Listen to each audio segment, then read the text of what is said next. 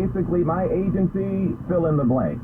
Think of something that the Yankees might be saying right now. Walensky announced today the CDC's handling of the coronavirus, and now the monkeypox leaves a lot to be desired. And with that, she says the agency's in line for a major overhaul, one that streamlines the process of getting data and putting it out there quickly so the public will be informed instead of waiting on publications and peer reviews to come out first.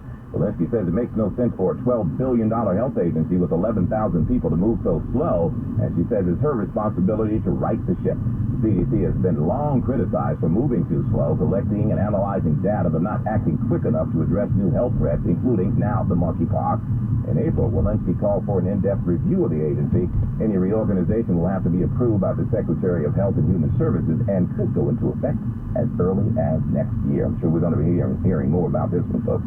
So if you frequent the New York Public Library's Grand Central branch, you might want to get your quiet time in now because it's closing for good in December. That branch on 46th Street actually opened in 2009. Supposed to be a temporary location to help folks during the construction of the 53rd Street Library. Well, its lease expires at the end of the year, so December 1st will be its last day. Library President Tony Mark sent a letter out to Grand Central patrons telling them about the upcoming closure. Mark says the place served its purpose, but with both the 53rd Street location and that new 180,000 square foot SNFL nearby, the system can't afford a third smaller location right there in the middle. So good news for the 6 employees, though, who worked at Grand Central. They will remain in the public library system. Up in the Bronx, the bleacher creatures out in force at the Yankee games. The Yanks have been so unbearable to watch. Do you know they're actually offering haircuts in the stands? Yeah, there was a barbershop up there during the loss to the Rays. Well, they get haircuts in the street.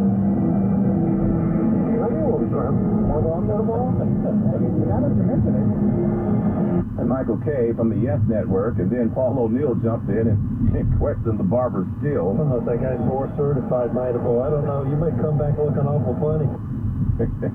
Obviously a sleeper of the game, and the announcer needed something to talk about. The Yanks lost their lunch again, 3-1 against the Rays. We'll see if the Rays make it a clean sweep today. If so, I'll be the first to ask, what kind of haircut is that? Good news, though, is despite a gosh-awful August, the Yanks, without question, are still 9 games up on Tampa for first place in the AL East. Well, a lot of little ones went back to school this week, some of them for the first time, and the excuses for not wanting to go have they run the gamut, folks, although there are none like the one which surfaced, no pun, down in Houston. As Mike Trin prepared to drive his daughter to school, the girl came running, claiming she had seen an alligator. He didn't believe her. First day, I know you're trying to skip school. Stop it. But just to be sure, I walked in front. Man, there's an alligator. Trin is an MMA fighter and a restaurateur, not an alligator wrangler. But I was watching Steve Irwin since I was a kid, you know what I mean? So it's one of my heroes. he got the gator subdued, loaded it into his pickup truck, and released it into a bayou near his home. Yep. Back in a while. Neither he nor the gator was hurt. Jim Ryan, ABC News, Dallas. And she still had to go to school. Doggone it. Wins News Time 226, and now Bloomberg Money Watch on 1010 Wins. Sponsored by Sloman's Home Security. Here's a guy who never skipped school because of an alligator. Andrew O'Day. Good afternoon. Good afternoon, Larry. Economists and Wall Street traders haven't been the only people worried about whether the Fed may overshoot on interest rate hikes. Turns out some members of the Fed Policy Setting Committee have worried about the same thing.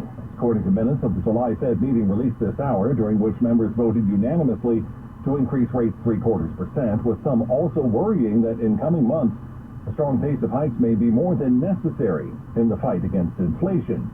Wall Street is cutting its earlier losses down following that. Right now, the Dow still down, but by 94. NASDAQ losing 110, S&P 500 sliding 19. You may fight for your right to party, but don't take the fight to Airbnb. The company has been trying for years to stop rental properties from turning into wild, noisy, and sometimes destructive party houses.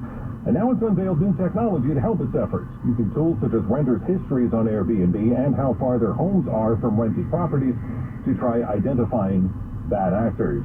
Bloomberg Money Watch at 26 and 56 past every hour. I'm Andrew O'Day for 1010 Wins. Wins News Time 227. Backed by popular demand, Sloman's and their free home security system and free doorbell camera with professional installation offer is back. How would you like a free doorbell camera? The first 40 1010 Wins listeners who dial 833-933-SAFE will get this limited time offer of a free doorbell camera that connects directly to your smartphone with installation of your Sloman's Shield. And that's not all.